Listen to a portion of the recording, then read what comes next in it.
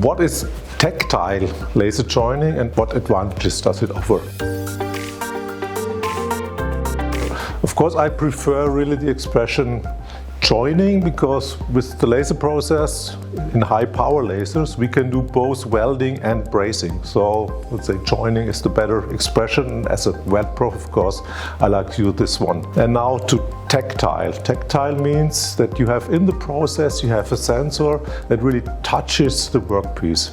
This is used to guide the laser optical head along the workpiece, and so you have a much better process control.